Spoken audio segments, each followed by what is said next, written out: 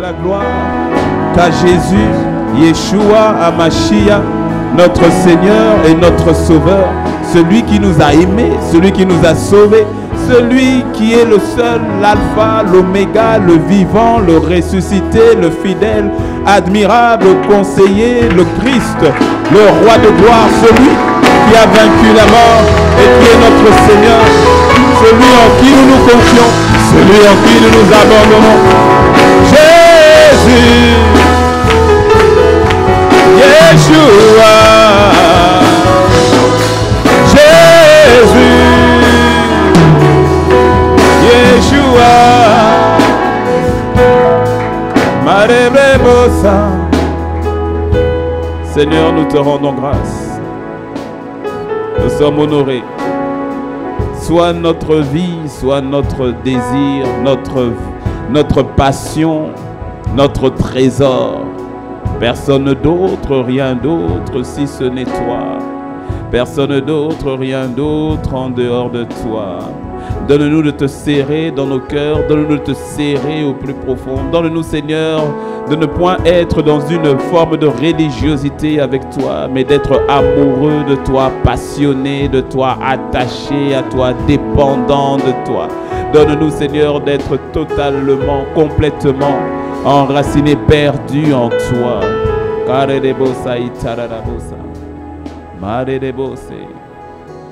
Seigneur, que cela soit notre partage, le partage de ton Église. Alléluia. Inspire encore ce temps, inspire ce moment, ta parole. Emmène-nous, Seigneur, à t'expérimenter. Nous ne voulons pas d'information, nous voulons une transformation, une rencontre, une communion avec toi. Merci que je n'ai point à parler de toi, mais que tu sois celui qui parle au travers de moi, par ton esprit. Dans le nom de Jésus, nous avons prié. Amen. Amen, amen. Encore une fois, bienvenue. Bienvenue à toutes et à tous. Avant de t'asseoir, fais un sourire du regard à ton voisin, à ta voisine. Je sais que tu l'as déjà fait, mais fais-le encore. L'abondance d'expression d'amour ne nuit pas. Et ensuite, tu peux prendre place.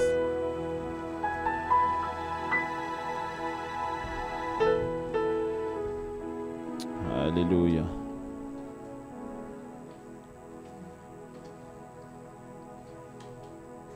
Gloire à Dieu. Le message de ce matin, je voudrais juste m'aligner sur ce que l'Esprit est en train de dire à l'Église par rapport à la notion de la vie de prière, la notion de la recommandation de sa vie dans la prière. Et je sais qu'avec les restrictions sanitaires, on ne se voit pas tout le temps, mais il y en a certains qui font en sorte d'être là quasiment tous les dimanches, et c'est une bonne chose.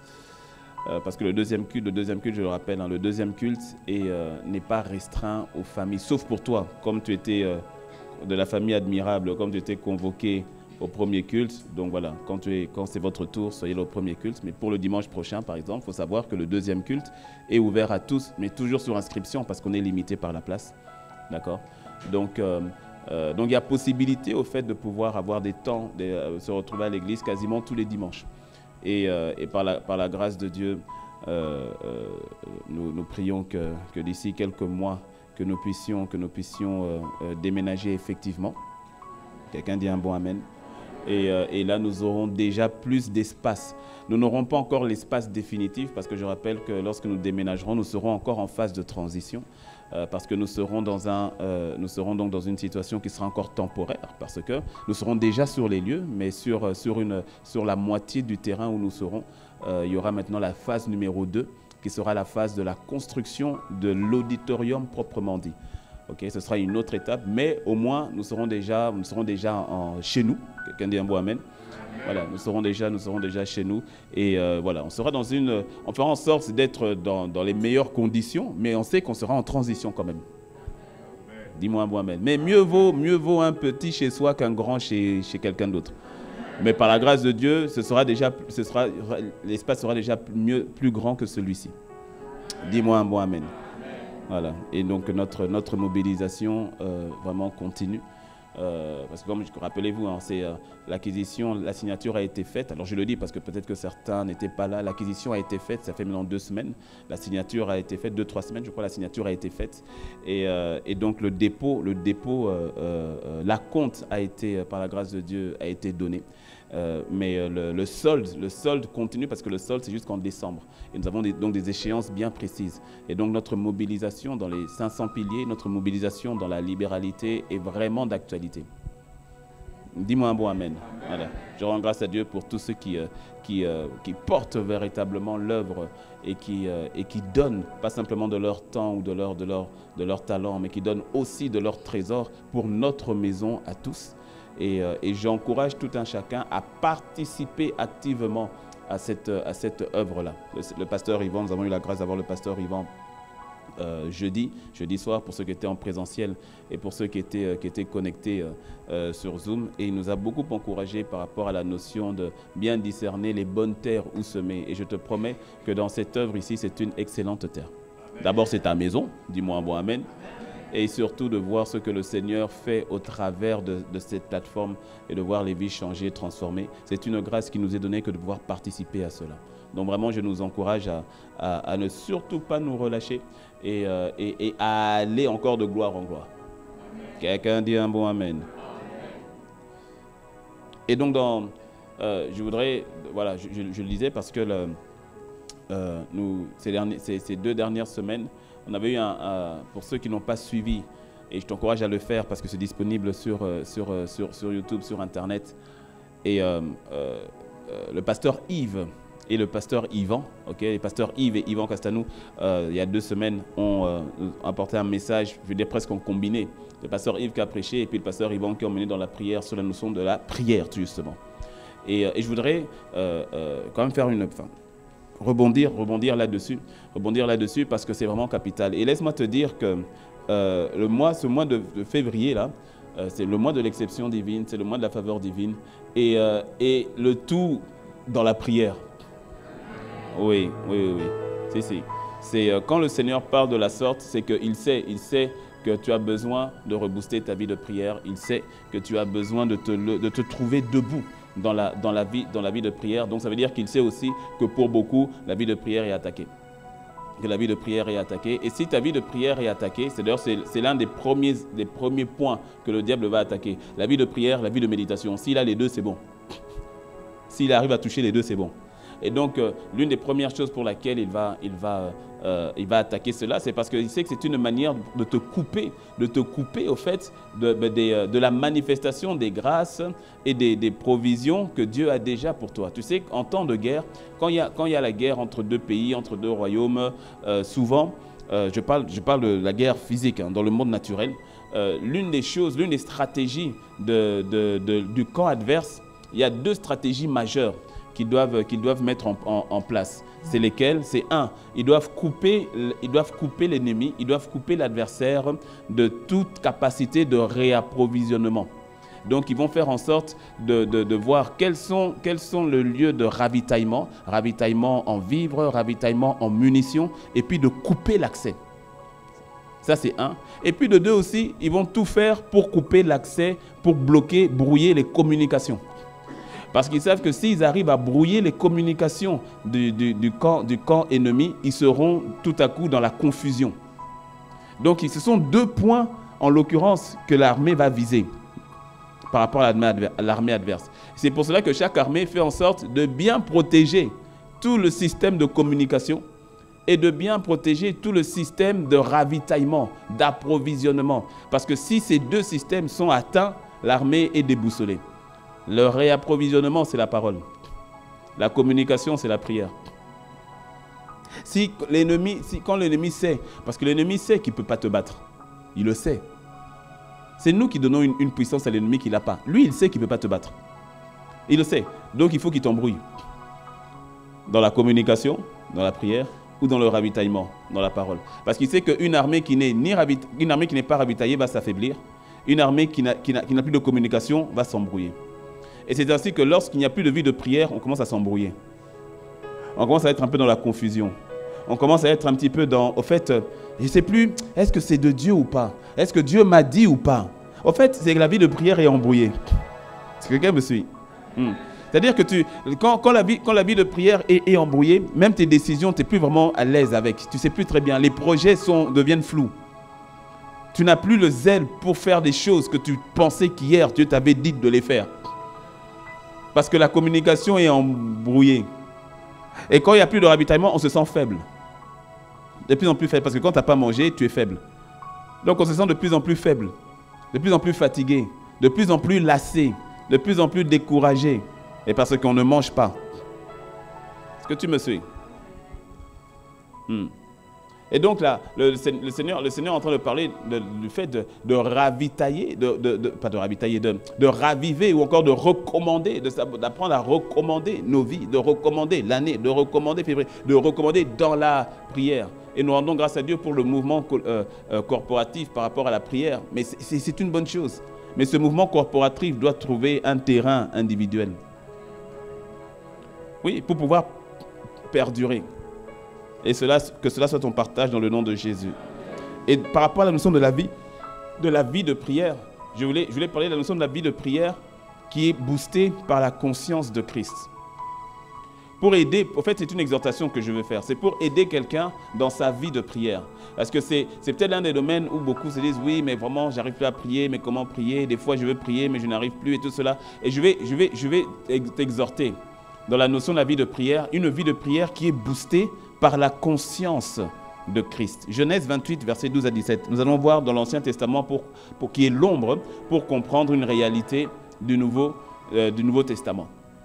Genèse 28, versets 12 à 17. Je te donne le contexte. C'est, comment il s'appelle? Jacob. Jacob qui est en train de fuir pour aller chez Laban parce que Ésaü veut le tuer, vu que Ésaü dit qu'il a volé sa bénédiction auprès de papa. Je dis que Ésaïe dit qu'il a volé sa bénédiction parce que la vérité, c'est que Jacob n'avait pas volé.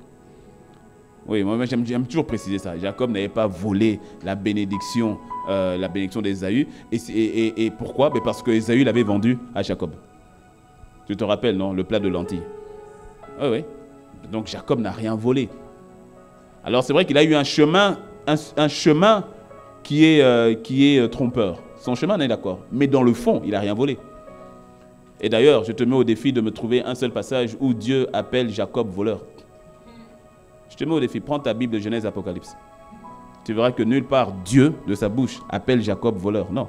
D'ailleurs, il dit lui-même, à 2 reprises, Ancien, Nouveau Testament, il dit « J'ai aimé Jacob et j'ai haï Ésaü. » Parce que Ésaü a été profane. Il a dévalorisé ce qui était sacré. Et donc, Ésaü est fâché. Parce qu'il en veut à son frère Jacob, qui n'est même plus son petit frère, qui est devenu son grand frère. C'est Ésaü lui-même qui a dit « Tu es le grand frère maintenant ». Il était jumeau. Il a dit « Maintenant, c'est toi le grand frère ». Donc, il en veut à son grand frère. Oh, mais faut lire la Bible telle qu'elle est écrite, mon ami. Et il en veut à son grand frère que lui pense qu'il est son petit frère. Alors que papa Isaac a dit à Jacob qu'il va dominer sur Ésaü. Tu vois, non? Enfin bref. Il est en train de fuir vers là-bas. Il est en train de fuir. Et donc sur le chemin, il est à un niveau rocailleux, à un niveau où il y a beaucoup de rochers, beaucoup de cailloux. Et donc il cherche juste un endroit pour dormir parce qu'il est fatigué et puis il doit continuer le chemin. Donc il trouve, voilà, il y a un rocher, il est là et il s'endort. Et donc c'est là. Et quand il dort là, sur son chemin de fuite, il eut un songe. Et voici une échelle était appuyée sur la terre et son sommet touchait au ciel. Et voici les anges de Dieu montaient et descendaient par cette échelle. Et voici, l'Éternel se tenait au-dessus d'elle. Et il dit... Je suis l'Éternel, le Dieu d'Abraham, ton père, et le Dieu d'Isaac. La terre sur laquelle tu es couché, je la donnerai à toi et à ta postérité. Ta postérité sera comme la poussière de la terre. Tu t'étendras à l'Occident et à l'Orient, au septentrion et au Midi, et toutes les familles de la terre seront bénies en toi et en ta postérité. Voici, je suis avec toi, je te garderai partout où tu iras, et je te ramènerai dans ce pays, car je ne t'abandonnerai point, que je n'ai exécuté ce que je te dis. Le verset 16 maintenant qui m'intéresse. Jacob s'éveilla de son sommeil et il dit... Et ça m'intéresse. Certainement, l'Éternel est en ce lieu. Et moi, je ne le savais pas. Certainement, le Seigneur, l'Éternel est en ce lieu. Dieu est ici. Mais moi, je ne le savais pas. Et il eut peur et dit que ce lieu est redoutable. C'est ici la maison de Dieu. C'est ici la porte des cieux. Alors voilà, c'est le verset 16 et 17 qui m'intéresse. Mais je voulais lire à partir de 12 pour que tu aies le contexte. C'est-à-dire que Jacob est en fuite, il est en train de partir. Et puis il trouve un endroit, là où il est, c'est rocailleux. Il n'y a rien, c'est désert, c'est désertique, il n'y a strictement rien. Et il s'endort là. Et quand il dort là, par un songe, il voit une échelle avec des anges qui montent et qui descendent. C'est intéressant parce que tu vois, la Bible n'a pas dit une échelle avec des anges qui descendent et qui montent. Qui montent et qui descendent. Sous-entendu, les anges étaient déjà là. C'est pas comme s'ils étaient descendus du ciel. En fait, ils étaient là parce qu'on dit leur mouvement, c'est monter et descendre. Donc, ça monte d'abord, ça descend ensuite. Donc, en fait, pour te dire que Jacob était dans un endroit totalement désertique, totalement rocailleux, qui ne ressemblait à rien du tout. Et il est dans une situation de stress, de peur, de fuite, mais Dieu est là. Est-ce que tu me suis? Mais Dieu est là. Et à un moment donné, il dit, au fait, Dieu était ici. Et moi, je ne le savais pas. L'une des raisons pour laquelle on a du mal à prier, c'est parce que nous ne sommes pas conscients de la présence de Dieu. C'est parce que nous ne sommes pas conscients de la présence de Dieu. C'est ainsi que, n'étant pas conscients de sa présence, nous n'avons pas le réflexe de lui parler. Je te donne ça de manière beaucoup plus simple. Regarde, c'est comme Dieu est omniprésent. Dis-moi Amen. C'est l'une des caractéristiques qui fait que Dieu est Dieu. Dieu est omniprésent, Dieu est omnipotent, Dieu est omniscient. Et il y a d'autres caractéristiques encore de Dieu. Dieu est transcendant. C'est autant de caractéristiques qu'on ne peut attribuer qu'à Dieu et à Dieu seul. À Dieu seul. Satan n'est pas omniprésent.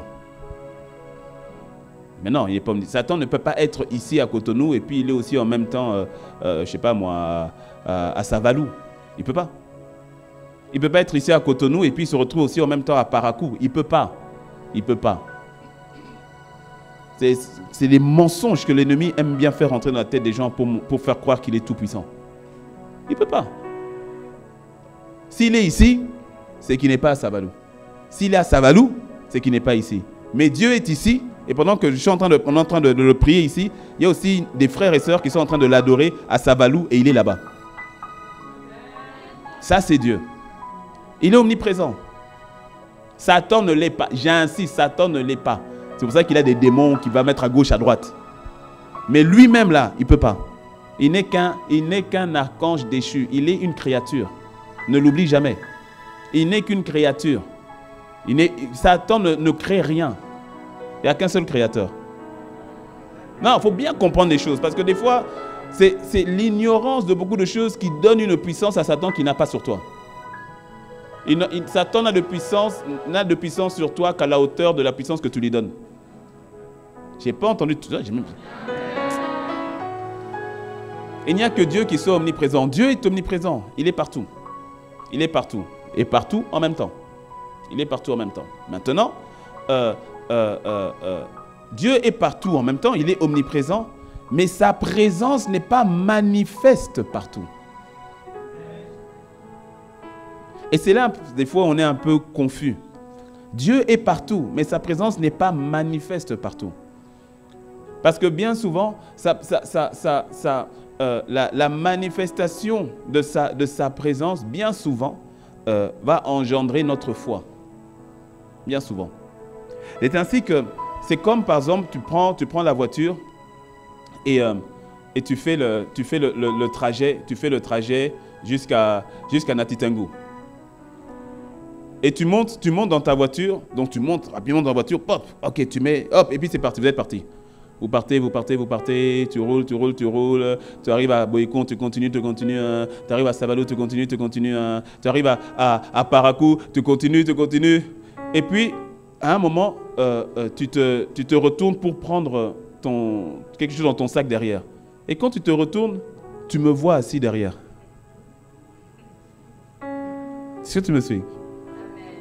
Hey, Pasteur, tu étais là? Je dis oui. Mais depuis quand? Depuis Cotonou. Et c'est souvent ce qui nous arrive. D'ailleurs, on est dans la voiture. Tu roules des kilomètres et des kilomètres et des kilomètres. mais n'étant pas conscient que Dieu est là. Et si tu n'es pas conscient qu'il est là, tu n'auras pas le réflexe de lui parler. Tu n'auras pas le réflexe de t'adresser à lui. Tu n'auras pas le réflexe de prier. En fait, je te dis, c'est souvent d'abord, c'est une exhortation que je fais ce matin. C'est souvent une question de conscience, d'abord, pour ne pas dire surtout. Parce que s'il n'y a pas cette conscience-là, ta prière risque de ne prendre qu'une forme de religiosité. Et certains, c'est différent. Certains, ok, tu sais que le pasteur est là, dans la voiture avec toi. Tu sais qu'il est là, mais tu ne lui parles pas. Et si tu ne me parles pas, ben, tu ne sauras pas, enfin, c'est pas comme si je n'ai rien à te dire. Et encore une fois, c'est ce qui nous fait souvent défaut. C'est ce qui nous fait souvent défaut. Mais tu sais, j'ai donné cet exemple-là, mais cet exemple, tu le vis un peu tous les jours. Quand tu prends ta moto, quand tu prends ta voiture. Que tu penses être seul, mais au fait, tu ne l'es pas. Maintenant, la question que je te pose, à ce moment-là, quelle conversation as-tu ou n'as-tu pas avec le Seigneur, l'Esprit, qui est là? Parce que non seulement il est en toi, mais il est dans ta voiture. Et donc, quand tu fais tout ce trajet-là, es-tu conscient qu'il est là? Et si tu es conscient qu'il est là, est-ce que tu converses? Quand tu es dans ta maison, es-tu conscient qu'il est là? Et si tu es conscient qu'il est là, est-ce que tu converses? Ou si tu préfères, est-ce que tu pries? Est-ce que tu communies? Est-ce que tu échanges? Plus tu es conscient de sa présence, plus la notion de la vie de prière va prendre un sens.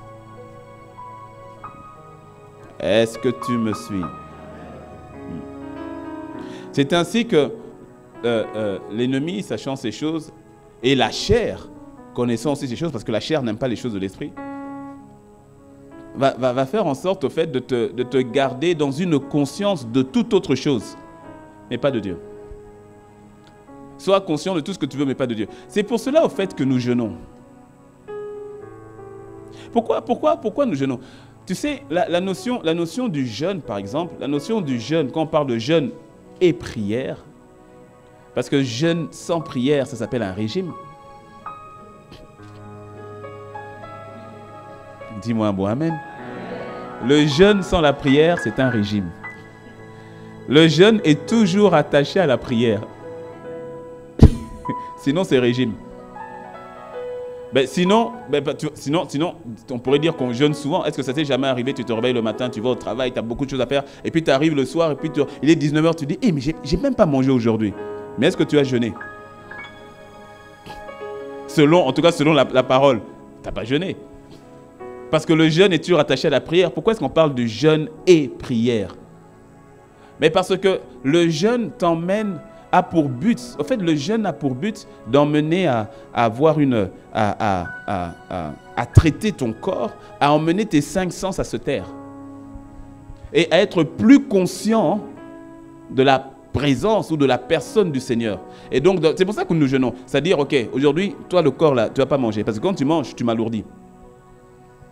C'est-à-dire, toi, là, tu vas pas regarder la télé. Parce que quand tu regardes la télé, mes pensées vont ailleurs. En fait, c'est ça le jeûne. Je prive mon corps, je le contrôle au maximum. Mais dans quel but? D'être encore plus conscient et conscient de la présence de Dieu et être encore plus sensible. Mais sensible à quoi? Mais à Dieu. Sensible à sa présence, sensible à lui. C'est pour cela que nous jeûnons. C'est pour ça que quand tu jeûnes, le jeûne et la prière, c'est quelque chose que tu dois faire de manière consciente. Que, ok, je me prive de ceci, mais dans le but d'être plus conscient de lui, plus en contact avec lui. Ton jeûne ne change pas Dieu. Ton jeûne ne rend pas Dieu plus bon qu'il ne l'est. Ton jeûne ne rend pas Dieu plus puissant qu'il ne l'est. Ton jeûne, c'est pour toi-même. Le jeûne, c'est pour toi. C'est pour que toi-même, tu puisses te discipliner ton corps, discipliner ta chair et pouvoir être mieux réceptif par rapport au Seigneur. C'est tout. Hein? C'est pas, ton jeûne ne fait pas que Dieu t'aime plus. Hein? Oh. Donc tu comprends que que la culture du jeûne ou l'habitude du jeûne, tu n'as pas à attendre que l'Église décrète un jeûne pour avoir toi-même une discipline ou une culture du jeûne. Est-ce que ça t'est jamais arrivé où ton corps vraiment te dit tu manges trop? Si ça t'est jamais arrivé, mais ou vraiment ton corps, tu vois, même quand tu veux manger, ton corps te dit c'est bon quoi. Mais en fait, c'est ton esprit qui s'exprime, qui dit non, arrête. Qui dit non, arrête. Arrête, là, non. Ton esprit, ça t'est jamais arrivé où ton esprit dit je veux plus de Dieu et que ton esprit est comme irrité. Irrité parce que ton corps est trop lourd. Irrité parce qu'il y a trop d'activités autour de toi. Irrité parce qu'il y a trop de sollicitations. Ça t'est jamais arrivé où tu sens ton esprit qui dit retire-toi? Tu sais que quand tu prends des congés, ce n'est pas simplement pour aller en vacances. Amen. Tu sais que tu peux prendre aussi des congés simplement pour aller chercher la face de Dieu, pour te retrouver dans ta présence, pour te sortir. Ça t'est jamais arrivé où tu te sens au-dedans de toi, où tu dis non, tu es irrité par ton environnement. Ce n'est pas que les gens sont mauvais, ce n'est pas que les gens sont méchants, mais tout à coup, tu as envie un peu de laisser ton épouse, tu as envie un peu de laisser ton époux, tu as envie un peu de te détacher un peu des enfants, des frères et sœurs, des parents, ou tu as envie de partir à un moment donné et tu as dit Seigneur, je ne veux que toi. J'ai besoin de toi. Et quand tu y vas là-bas, tu ne veux pas aller là-bas, partir là-bas avec la pâte, avec le poulet bicyclette. Que tu y vas. C'est pour ça que le jeûne, beaucoup de personnes disent non, quand je vais jeûner à sec, là Dieu va plus m'entendre. C'est pas ça, mon ami. Pour certains, le jeûne, ça va être ok, je laisse poulet, je laisse ceci, je reviens simplement à du thé ou à du pain, juste un peu de pain, un peu de thé. Mais c'est juste que je veux emmener mon corps à être dans une discipline parce que je le veux lui. Que quelqu'un me dise un bon amen.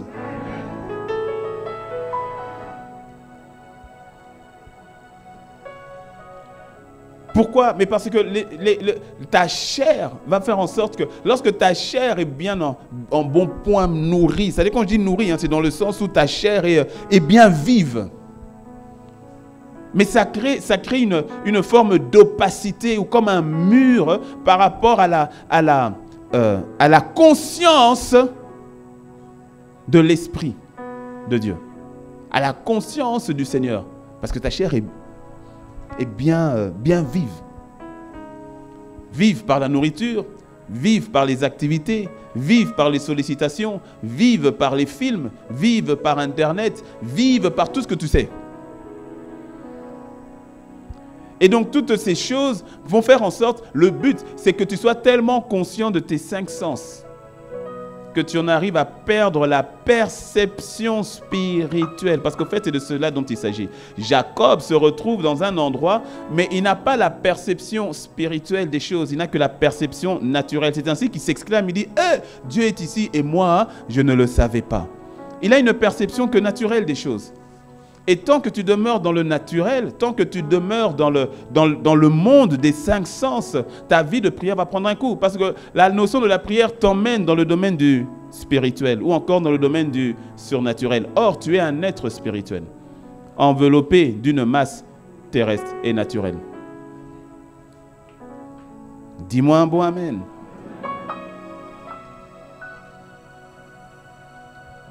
La conscience donc de Christ est importante.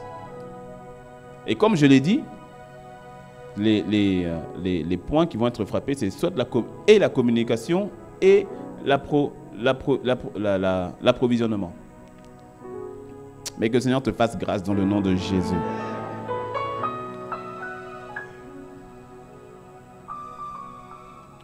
Il n'y a rien, vraiment, c'est tellement merveilleux d'avoir les yeux ouverts sur Dieu. D'avoir tes 5 sens spirituels ouverts, connectés à Dieu. Lorsque tes yeux sont véritablement ouverts dans ta relation avec Dieu, le quotidien est différent. Lorsque tu te réveilles le matin et que tu n'es pas conscient de ton portable d'abord, mais que tu es conscient de sa présence d'abord. Lorsque tu couches le soir et que tu n'es pas conscient de ton portable en dormant, ou du film, mais que tu es conscient de sa présence d'abord. Lorsque tu es constamment conscient. C'est pour cela, tu sais, il y a probablement quelqu'un qui doit faire, je ne sais pas si ça se dit, une cure de conscience. Oui, oui. C'est-à-dire, ce que je suis en train de dire, c'est-à-dire il y a quelqu'un qui doit se couper de certaines choses au profit de la conscience de Christ, au profit du Seigneur. Juste pour faire une sorte de, tu vois, une sorte de cure, c'est-à-dire on va, c'est un peu pour, bon, un peu nettoyer. Tu vois, un peu nettoyer, c'est-à-dire il y a beaucoup de, un moteur, ça se nettoie. Tu vois, quand il y a l'huile, moteur, d'abord on va faire une vidange et tout. On va faire une vidange un peu. Il y a beaucoup de crasse. Il y a beaucoup de choses qui sont là, c'est juste, bon, s'en détacher un peu, tu vois, on refait un peu un petit neuf là. Et de repartir à nouveau dans un souffle nouveau. Avec le Seigneur. Et là, je te parle de toi et lui. Je ne te parle pas de toi et nous. Je ne te parle pas de la dimension corporative. Je te parle de la dimension individuelle, personnelle. La dimension personnelle. Parce qu'on peut se cacher dans le corporatif. Mais tu sais, c'est comme... ça t'est jamais arrivé où tu as une personne avec qui, quand vous êtes avec des amis, vous parlez beaucoup. Vous parlez tous ensemble. Ah, ça va et toi? Comment tu vas? Tu vas là? Et puis après, quand vous n'êtes qu'à deux, vous n'avez rien à vous dire. C'est compliqué, ça. Je me souviens, à l'époque, je faisais des cours d'informatique. Et donc, avec ma soeur. Il y avait aussi sa copine, son amie qui était là. Et puis, moi, j'étais là. Et puis, voilà. Et donc, on était à 3 et avec d'autres. On faisait des cours d'informatique. Et un jour, donc on partait à l'école d'informatique à chaque fois. Et un jour, ma soeur était malade. Elle était malade. Donc, quand elle était malade, donc moi, je viens au cours. Donc, sa copine est là. Et puis, on faisait, quand c'était l'heure du manger, on partait toujours à 3 pour aller manger. Et puis, là, maintenant, ma soeur n'est pas là. Et c'est là que j'ai remarqué que ça n'avait jamais été mon ami à moi. Ah, ce jour-là, ça m'a humilié. Parce qu'en plus, personnellement, moi non plus, bon, je la trouvais un peu bizarre, quoi. Donc, mais comme c'est la copine de ma soeur, voilà, par respect, c'était la copine de ma grande soeur. Donc voilà, qu'on est ensemble, on est ensemble. Et puis ce jour-là, je vois ma soeur n'est pas là, donc moi je viens, je dis bon, on va garder le rituel. Et puis quand c'est l'heure, il faut aller manger. Donc bon, je dis bon, on va aller manger. Puis elle me regarde, on va aller manger où? Yeah. Et non, c'est véridique, hein. Parce que moi on sort, donc on part, et puis donc je la suis, je dis peut-être qu'elle va trouver un resto. Et donc tu vois qu'elle me regarde, genre, mais tu me suis pourquoi? Et moi je dis, mais bon, comme on était à 3, c'est notre rituel. Mais sauf que ma soeur n'était pas là. Donc non, mais je me rappelle, hein. Hey, ça m'avait blessé le cœur, hein. Parce que moi je voulais même pas, moi si c'était moi, enfin bref. Non, j'étais guéri, hein, t'inquiète, j'étais guéri. Mais à un moment donné, donc, on arrive et puis je vois qu'elle va d'abord dans un magasin, c'est au niveau d'un centre commercial. Je dis, bon, ok, donc va dans le magasin. Je dis, bon, elle veut te regarder les trucs avant qu'on aille manger. Et puis à un moment donné, elle se retourne et dit, mais pourquoi tu es là, quoi? Et moi, je ne comprenais pas. Et puis, comme je ne comprenais pas, je crois qu'elle a dû être plus radicale. Elle a dit, tu vois le chemin, là? Véridique, hein? Ah, il y a des gens, ils ne sont pas gentils quand même. Elle a dit, tu vois le chemin là? Toi, tu vas là-bas, moi, je vais là-bas. Et c'est là que j'ai toujours pas compris. Jusqu'à ce que... Non, mais j'étais trop gentil. Jusqu'à ce que quand elle soit partie, et puis il dit, qu'est-ce qui vient de se passer là? Donc tu vois, après ça, même quand ma soeur venait, moi je prenais mon chemin. Oh, ça m'avait dit, je dis, oh, c'est quoi ça? Bon, j'ai été guéri, non, j'ai été guéri, je lui en veux pas. J'ai été guéri. J'avais 18 ans, c'est bon, j'ai été guéri. Mais tu vois, parfois on a ce genre de relation, c'est-à-dire qu'on est ensemble, on parle, ça va. Parce que quand on est ensemble, on parlait bien. On parle, oui, ça va, oui, ton frère fait ça, ah, d'accord. Ouais. Quand ma soeur n'était pas là, c'est fini. Et il y en a certains, ça ressemble un peu à ça. Quand on est ensemble et que Jésus est là, ça parle. Ça parle. Tu es Dieu. Hosanna. Yeshua. Et puis quand les autres sont partis, et puis qu'il n'y a que Jésus. Ouais.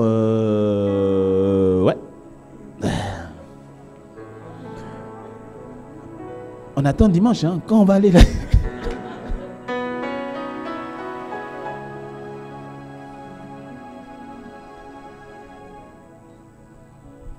Est-ce que tu me suis?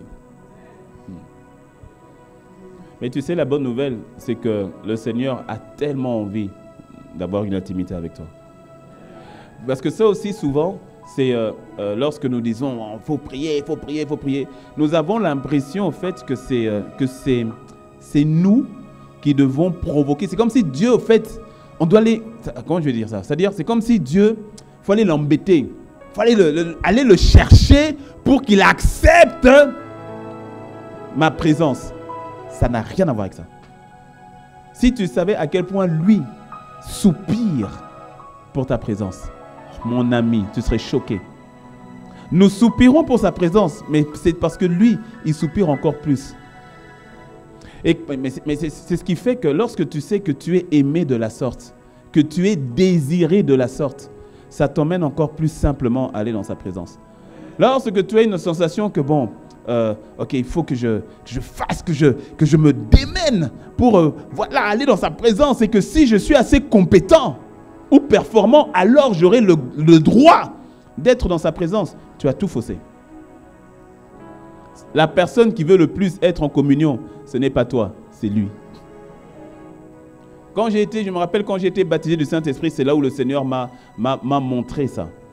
Le jour où j'ai été baptisé du Saint-Esprit, pendant que moi c'était sous forme d'expérience. Certains, ce n'est pas forcément expérience visuelle. Pour d'autres, c'est directement, il y a quelque chose qui monte et tu commences à parler en esprit, très bien. Pour d'autres, c'est ça tombe par terre, ça roule, ça saute, ça jump, ça vole. Moi, c'était entre les deux. Et j'étais en pleurs, en larmes et tout cela. Et j'ai eu une expérience particulière avec le Seigneur, dont une qui était intéressante, où j'entends le Seigneur me dire, il me dit, Teddy, tu n'as pas idée à quel point ça me fait mal à chaque fois que tu refuses de passer du temps dans ma présence. Ça m'a choqué. Ça m'a choqué. Et ça m'a écœuré de moi-même. Écœuré, mais pas dans le sens de culpabilité. Mais je me dis, mais comment est-ce que moi, petit moustique insignifiant comme ça, je peux faire du mal à un Dieu si grand? Parce que tu sais, quand tu es dans le prophétique comme ça, quand Dieu te parle, tous les mots, ce n'est pas des informations, c'est vivant. Et donc, tu comprends ce qui est dit. Tu n'entends pas simplement. Ton être saisit la profondeur de ce qui est dit. C'est la parole vivante. Et donc, quand il disait, chaque mot qu'il disait retentissait dans mon être. T'es dit, tu n'as pas idée à quel point, non, je crois que la Bible, tu me fais mal, à quel point tu me fais mal. Quand il dit mal, le mal là, je ressens à la hauteur où je suis capable de ressentir, de pouvoir supporter. Je ressens quand il dit mal là, le mal là, je ressens le mal que ça lui fait. Quand tu refuses de passer du temps dans ma présence, quand il dit ça, je vois tous les moments où j'ai refusé de passer du temps dans sa présence. J'ai pleuré encore comme un bébé. Pardonne-moi. Mais c'était sans aucune condamnation. C'était juste une information qu'il me donnait. Avec plein d'amour. Avec plein d'amour. Et je me rappelle où il dit, mais malgré toutes vos imperfections. Et c'est là où le Seigneur commençait déjà à m'enseigner sur la grâce, mais je ne comprenais pas encore. Il me faisait voir qu'en fait, il est conscient de ces imperfections-là, mais que ça n'empêche pas de m'aimer. Que ça n'empêche pas de m'aimer.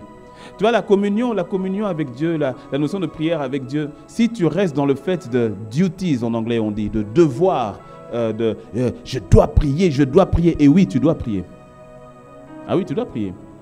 Mais si ça reste dans je dois prier, et que tu zappes la notion de la relation, de la communion et de l'amour qui est derrière, tu vas tomber dans la religiosité.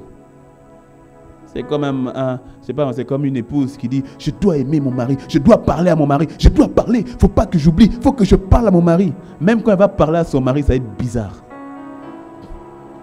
Chérie, je te parle parce que je suis ta femme, et comme je suis ta femme, je dois te parler, alors je te parle. Comment vas-tu? Ah! Bon, je vais bien, mais sinon, bon... Est-ce que tu me suis? Chérie, je viens, je te fais bisous. Parce que je suis ta femme, alors je te fais bisous. Je te fais bisous, non? Donc j'ai bien fait, hein? C'est bon, on y va.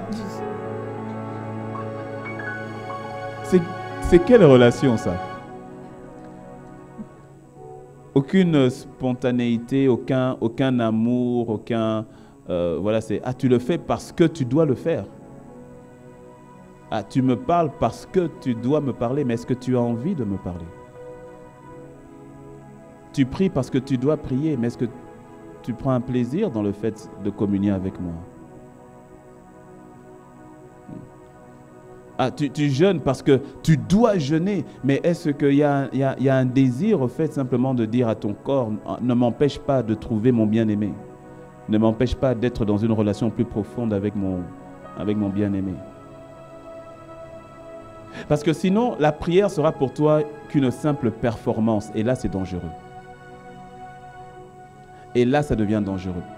Si la vie de prière, si tes temps de prière n'est qu'une question de performance, ça devient dangereux. Parce que je te dis, là, tu tombes dans la religiosité. Tu tombes dans la religion. J'en parlais encore hier avec Pasteur Nadine. Nous étions à l'enterrement nous avons notre bien-aimée maman Catherine qui est partie auprès du Seigneur. Ça fait à peu près 2 semaines. Elle était avec nous, elle était membre de l'église, elle était active au niveau des seniors avec Papa Yves. Et sa fille est avec nous, ses filles sont avec nous, il y a Sophie, il y a Olga qui sont avec nous. Et donc nous étions à l'enterrement de maman Catherine. C'était hier. C'était hier, hein, Papa Yves? Oui, c'était hier. Enfin, oui. On est dimanche, mais oui, samedi, c'était hier. Et je parlais, et donc on est parti jusqu'à l'enterrement, c'était très, très restreint, c'était au niveau familial. Et je parlais, il y a un frère qui est venu, parce qu'on j'ai fait l'appel au salut. J'ai fait l'appel au salut vendredi à la veillée. Mais personne n'a levé la main. Et tu sais, quand c'est comme ça, que tu dis, personne n'a levé la main, mais pourquoi? C'est comment? Non, la semence est rentrée. Le samedi, j'ai dit, je referai encore l'appel au salut. J'ai refait l'appel au salut et là, il y avait 5-6 personnes qui ont levé la main, dont l'un d'entre eux qui était là la veille. Et donc, on est parti au cimetière. Quand on est parti au cimetière, donc c'était tellement restreint que même moi, je n'ai même pas pu rentrer comme tel. C'est juste la famille qui est rentrée. Mais je crois que je suis parti là-bas parce qu'il y avait un frère qui est venu me voir. Il dit, pasteur, je peux vous parler? Je regarde, mais je ne connais pas. Il dit, je peux vous parler? Et puis, je me suis dit, peut-être qu'il était à l'enterrement, enfin, de l'autre côté. Et donc, quand je m'approche, j'ai dit, pasteur, en fait, j'étais là hier. J'étais là hier, donc le vendredi. J'étais là vendredi. J'ai écouté votre intervention. Ça m'a touché, pasteur. Et aujourd'hui, j'étais encore là. Et j'ai écouté aussi l'intervention de ce matin. Pasteur, ça m'a touché. Et je fais partie de ceux qui ont levé la main. Je dis, d'accord, oui. Et c'est là qu'il me dit, mais au fait, je voulais vous parler en aparté. Parce qu'il était venu avec d'autres membres de sa famille et qui étaient très plongés dans la religion. Ok, vraiment très plongés dans la religion. Et il dit, mais je voulais vous parler en aparté parce que pendant que les autres sont là-bas. Parce que si moi parler avec vous, ça va être compliqué. Mais je voulais parler en aparté parce que je voulais vous dire que vraiment, il y a beaucoup de choses dont je me posais des questions par rapport à la religion, les choses qu'on nous fait faire, et parfois les statuts, et puis vous se prosterner, et puis tout ça. Mais au-dedans de moi, il y a quelque chose qui disait que non, c'est pas ça, il y a autre chose au fait, que c'est pas ça, ce qu'on nous dit de faire, qu'il y a autre chose. Et là, je vous ai écouté et j'ai entendu Dieu me dire, voilà, est-ce que là maintenant tu es convaincu? Tu l'entends, non? Est-ce que là maintenant tu es convaincu? Parce que j'ai parlé sur le fait, voilà, les enseignements que par la grâce de Dieu tu connais. Et quand je parlais avec lui, et puis après avec Nadine, j'ai dit, tu sais, peut-être qu'on est venu au cimetière, c'était pour lui. C'était pour lui, parce que je lui ai donné mon numéro de téléphone et tout cela, et donc par la grâce de Dieu, que le Seigneur, on va continuer ce que le Seigneur a commencé. Et je parlais maintenant avec Nadine, et puis on disait, mais en fait, on se rend plus compte de la dangerosité de l'esprit religieux. On se rend plus compte, et même dans notre milieu dit évangélique. Je dis entre guillemets dit évangélique parce que Jésus n'est pas évangélique. Juste au cas où tu ne le savais pas. Il n'est pas évangélique, il est Jésus, tu vois, non? Ok. Mais une forme de forte religiosité où on va aller dans une relation avec lui, mais qui sera basée en fait, sur la performance, sur le mérite. Et là, je reviens encore, tu comprends, au niveau de la notion de la grâce, sur le mérite ou sur la notion du mérite, de la performance. C'est-à-dire, voilà, et quand la vie de prière, ça devient une vie de performance, il y a un problème. Quand mes enfants commencent à tendre envers moi dans une attitude de performance, je les recadre très vite. Parce qu'ils sont dans un milieu qui prône la performance à l'école, fais de bonnes notes, et puis après, tu auras quelque chose de bien. Fais ceci de bien. Si tu fais ceci de bien, tu auras quelque chose de bien. Fais quelque chose de bien, tu auras quelque chose de bien. Et donc, ça devient une relation basée sur le mérite. Et quand mes enfants viennent auprès de moi et qu'ils commencent à avoir une tendance méritoire, je les recadre. Quand, par exemple, ils ont mal fait et qu'ils me fuient, je les recadre. Je dis, pourquoi tu fuis? Non, parce que j'ai cassé le verre. Non, parce que j'ai désobéi tout à l'heure. Je dis, oui, je sais, mais pourquoi tu me fuis? Je le rappelle, je le ramène. Je vais le reprendre, mais tu vas rester avec moi. Ah oui. Si. C'est-à-dire, je peux le reprendre par rapport à quelque chose qu'il a mal fait. Et je veux dire, ça, c'est pas bien. Ça, je suis pas content par rapport à ce que tu as fait de ceci, cela. Mais le soir même, pas question qu'il aille dormir comme ça. Viens faire bisous, viens faire câlin à papa. Est-ce que tu me suis? Quand il a bien fait, bien sûr, je suis content. Quand ils ont bien fait, ils ont bien. Mais ils doivent comprendre que tu es bien fait, que tu es mal fait. Tu es mon fils. Et tu es mon fils. Si tu me fais mal, je te reprendrai. Mais tu demeures mon fils. Que tu n'as pas à mériter. C'est-à-dire que dans toute situation, sois à l'aise de venir parler à papa.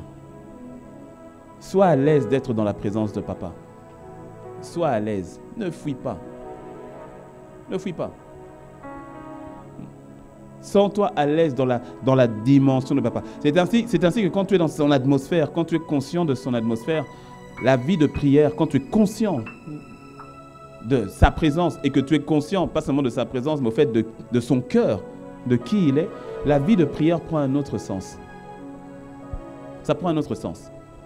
C'est pour ça que j'ai bien dit, la vie de prière, parce qu'au fait, c'est tout le temps. Ce n'est pas qu'à des moments, c'est tout le temps. C'est pour cela, fais attention, et je termine avec ça, fais attention à tout ce qui peut être obstacle. Bon, j'ai déjà évoqué de toute façon certains obstacles, mais à tout ce qui peut être obstacle, sois-en conscient et mets-les de côté. Philippiens 4, dernier passage que je te donne. Non, il y a un passage que je n'ai pas donné. On a parlé on est parti de Jacob. Regarde ce que Jésus dit. Je donne 2 derniers passages. Jean 1, verset 51. Jean 1, verset 51. Jésus qui parle à Nathanaël. Il lui dit, en vérité, vous verrez désormais le ciel ouvert et les anges de Dieu monter et descendre. Il fait allusion à quel passage? À ce qu'on vient de voir dans Genèse 28. Mais c'est intéressant parce que là, il n'y a plus d'échelle.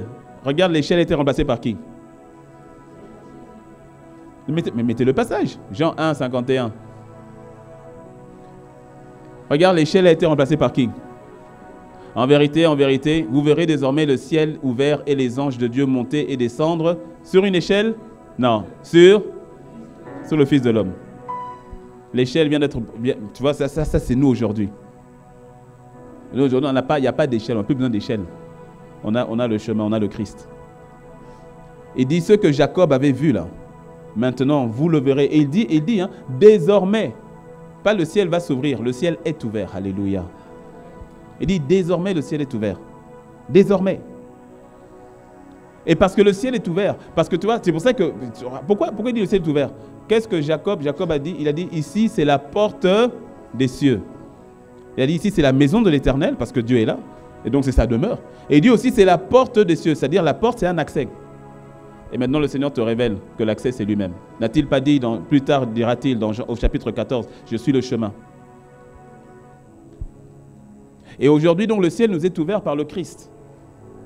Sa présence nous est ouverte, nous est accessible. La réalité du ciel dans ton quotidien, là, maintenant.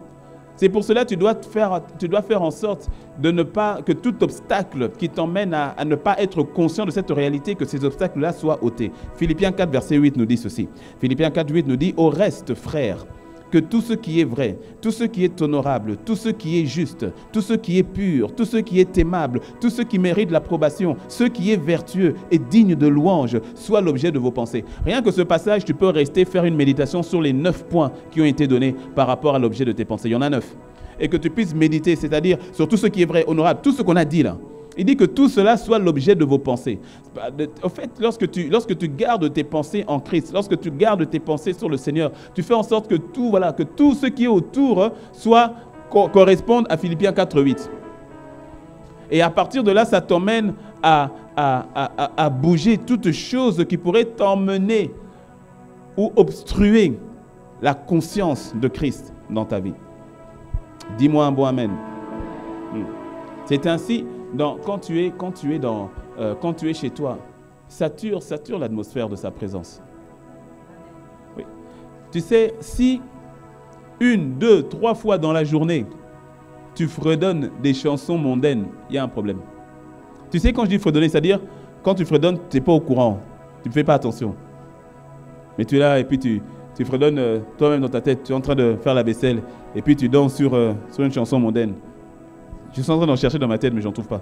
Je dois faire un effort. Sinon, ce qui vient, c'est vraiment les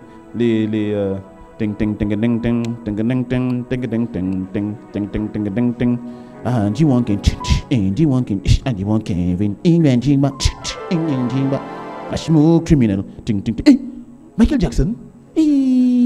Sors de là. Et puis après, 2 heures plus tard, c'est un autre son. Pardon, je suis en train de chercher, c'est un effort que je suis en train de faire. Je vais encore aller dans les vieux trucs là-bas. Et puis c'est un autre chant. Encore mondain, 2 fois. Hey, sors de là. Et puis 3, c'est un autre chant. Il y a un problème. Je te dis, il y a un souci. C'est que tu t'exposes à des sons compliqués. Quelqu'un va dire, oui, mais pourquoi? Mais est-ce que c'est pas trop? Non, écoute, regarde. On a dit tout ce qui est vertueux, tout ce qui est vrai, tout ce qui est honorable, tout ce qui est digne de louange, soit quoi l'objet de tes pensées. C'est-à-dire que c'est quelque chose d'intentionnel. Or, par exemple, lorsque tu te baignes dans un environnement qui prône des valeurs contraires au royaume, qui prône des valeurs contraires à sa parole, mon ami, à quoi est-ce que tu t'attends? Par exemple, j'aime bien le dire, par exemple, aux jeunes, par exemple. Jeunes qui aspirent au mariage. Mais tu aspires au mariage selon Dieu. Donc, tu aspires au mariage dans la sainteté. Tu vois, d'attendre jusqu'au mariage avant d'avoir des relations intimes. Bref, tu as envie de te marier pour la gloire de Dieu. Et dis amen à ça si c'est vrai. Voilà. Mais si constamment tu écoutes des sons qui, eux, prônent l'impudicité, la fornication, fais-moi un son. Fais-moi un son Zouklov. Tu sais faire ça, vas-y. Par exemple, si tu es constamment dans le Zoukla, fais-moi vibrer, fais-moi vibrer, fais-moi sentir, fais-moi sentir, fais-moi bouger, fais-moi bouger, fais-moi bouger,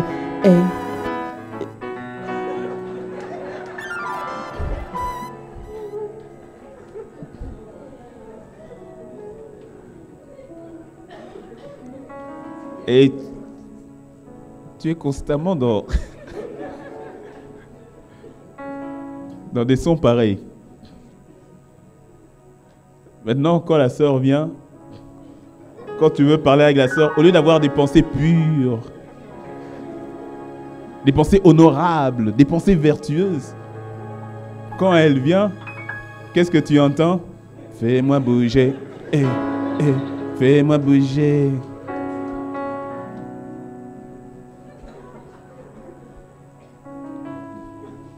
Est-ce que tu me suis?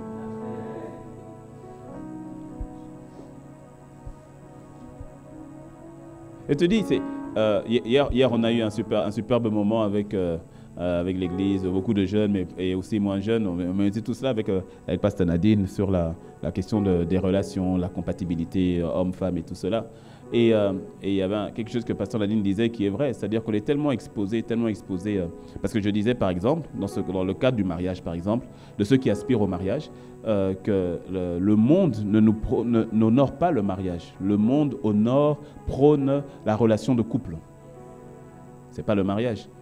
Tu ne vas jamais voir un film d'Hollywood qui va prôner, qui va honorer le mariage, en plus selon Dieu, jamais. Il va dire, mettez-vous ensemble, voilà. C'est aimez-vous, mais un amour dans l'impudicité. Un amour dans la fornication. Et hier soir, quand on est rentré, on était en train de manger, et il y avait une série qu'on regardait, qui voilà, correct, une série d'action et tout cela et autres. Et il y a toujours ces petites choses où normalement, banalement, parmi eux, il y en a une qui a son petit copain qui vient de la rejoindre, avec qui elle vit à la maison. Mais c'est normal, c'est vite fait, c'est passé comme ça, c'est normal. Normal. Et puis on se regardait, on dit, mais voilà, c'est ce dont on entend de parler tout doucement à l'atelier. C'est là, c'est présenté, c'est subtil, et dans le film ou dans la série, c'est quelque chose de bien. Et comme toi, tu t'identifies au personnage,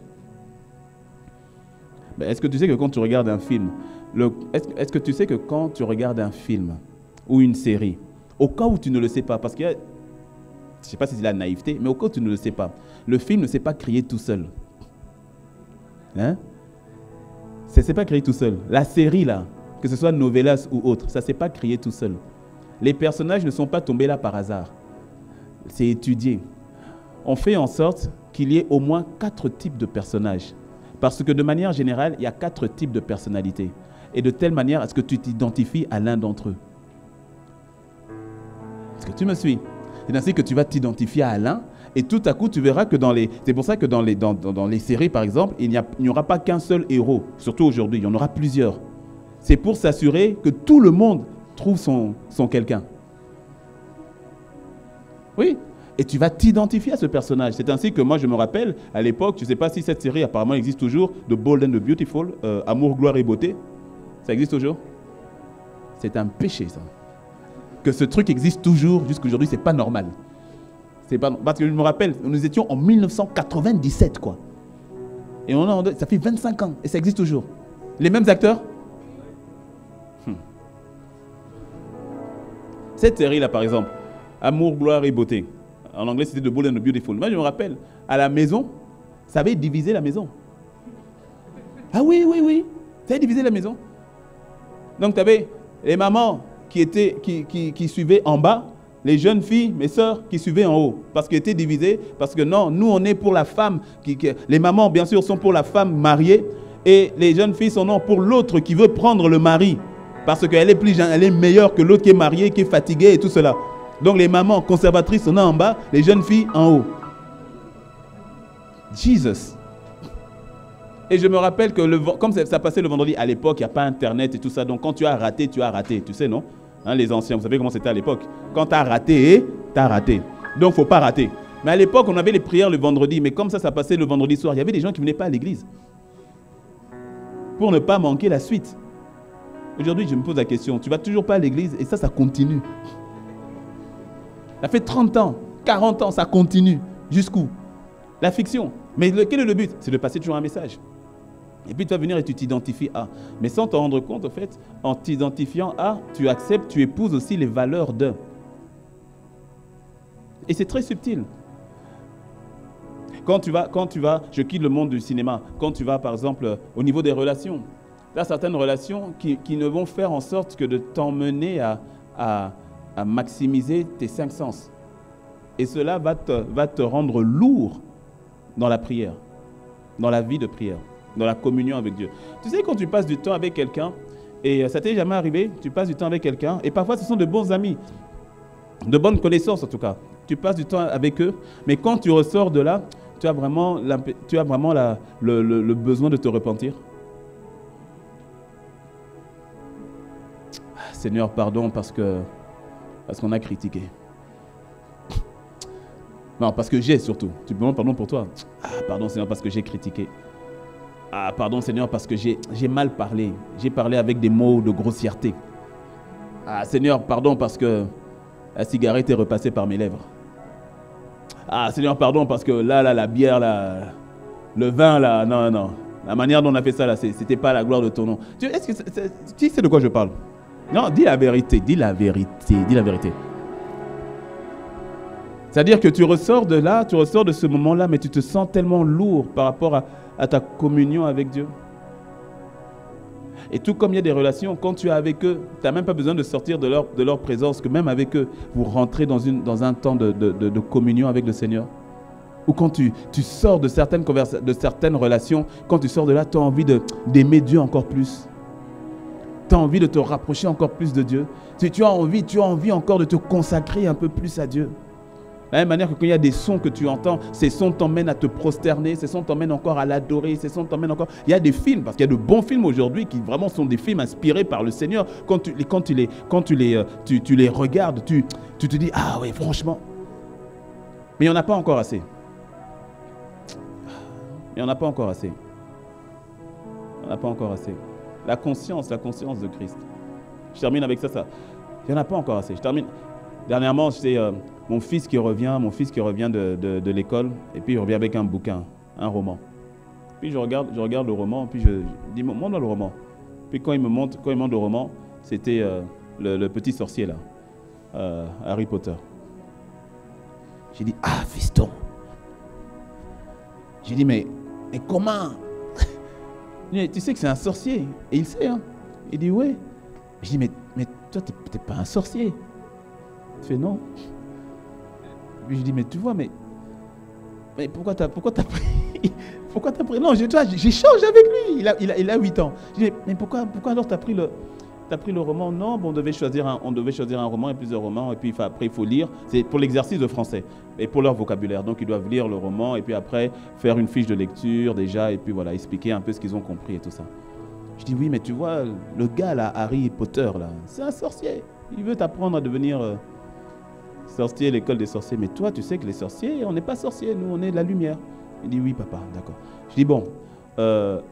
Et comme il ne pouvait pas rendre le livre, parce qu'il avait déjà pris, donc voilà, c'est comme ça. Je dis bon, on va te trouver un autre roman à lire. Bien aimé, j'ai été bloqué. Aucun roman que je puisse proposer à mon fils. Aucun. Pourtant, j'ai une grande bibliothèque.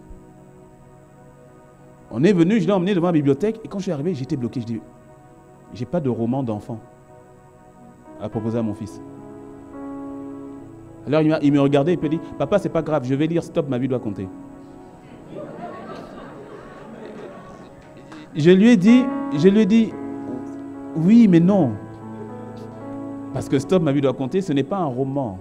Et tu as besoin de lire un roman parce qu'il y a des dialogues, il y a des échanges, et puis il y a des intrigues, il y a une histoire, il y a des personnages. C'est pour cela qu'on vous fait lire un roman, c'est pour élargir votre intelligence. Et j'étais choqué. Je voulais lui faire lire Ultime Assaut, pour ceux qui connaissent. C'est le plus proche que j'ai pu trouver. Je lui ai donné Ultime Assaut. Le petit, il a lu 2 pages. Aïe. C'est trop high. C'est trop élevé. Ça m'a choqué.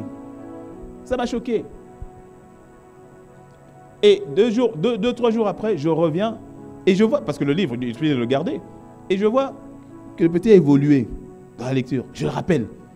J'ai dit, tu as lu? Puis il fait ouais. J'ai dit, t'aimes l'histoire? Il fait ouais. J'ai dit, ah, mon frère, ma soeur, il est parti. J'ai pris le bouquin. J'ai ouvert. Au bout de 10 minutes, j'ai dû m'arrêter. Je vais dire la vérité, parce que j'ai remarqué que j'avais déjà lu 3, 5, 6 pages. Ça m'a déjà emporté. Est-ce que tu me suis? Et j'ai dû refermer moi-même. J'ai dit, ouais, non, je comprends pourquoi le petit... Et je comprends pourquoi ce livre, cette série s'est vendue à plus de 500 millions d'exemplaires. Mais le message qui est derrière, est-ce que tu me suis? Ça, c'est un autre sujet, mais qui est attaché à ce qu'on vient de dire par rapport à la vie de prière, parce que rappelle-toi que quand Dieu s'est présenté à Jacob, il lui a dit, je ferai de toi une source de bénédiction. Et quel est le point? C'est-à-dire que quand tu rentres tu es conscient de la présence de Dieu, tu rentres dans le domaine donc de l'éternité, tu rentres dans le domaine de la perception spirituelle, le Seigneur te télécharge de tant de choses pour ta génération. C'est l'autre point, mais ça je ne vais pas en venir aujourd'hui. Mais c'est juste pour dire qu'il y a beaucoup de choses qui ont pour but simplement de te déconnecter de Dieu, de te déconnecter de ce qui est spirituel ou de ce qui est du Seigneur. Parce que le spirituel, il y a le spirituel de Dieu, le spirituel du diable. Mais de te déconnecter de ce qui est de Dieu. Fais en sorte que tout ce qui est obstacle là, mets de côté. Mets de côté. Préserve tes 5 sens spirituels. Préserve cela afin d'être conscient de la vie de prière.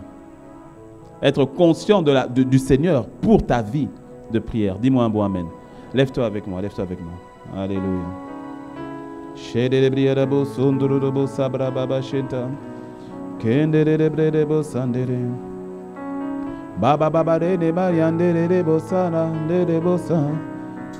Plus de discernement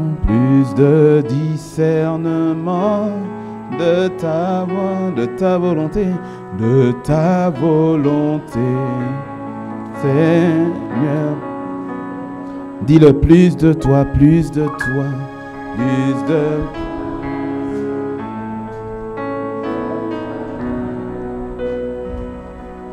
Plus de ta ressemblance, plus de toi, plus de discernement. De ta volonté. Être plus conscient de toi, être plus conscient de toi.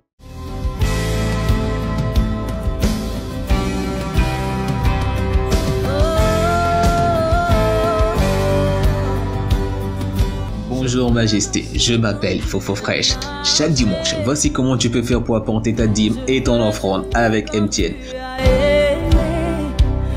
Étape 1, étoile 400 dièse. Étape 2, saisir 2, Momo Pay. Étape 3, saisir 1, achat de biens et services. Étape 4, saisir le numéro 69 14 51 12. Étape 5, renseigner le montant, ensuite le motif de votre transaction, dîme, don, offrande, etc. Étape 6, entrez votre code PIN personnel. Le nom que se fera votre transfert est Impact Centre Chrétien T2M. Avec Flouze, étoile 155, étoile 4, étoile 1, étoile 11, 314, étoile le montant de votre offrande ou de votre dîme, étoile 1, étoile votre code secret, dièse. Que chacun donne comme il a résolu en son cœur, sans tristesse ni contrainte, car Dieu aime celui qui donne avec joie. À bientôt. Sur l'amour triomphe toujours. Oh,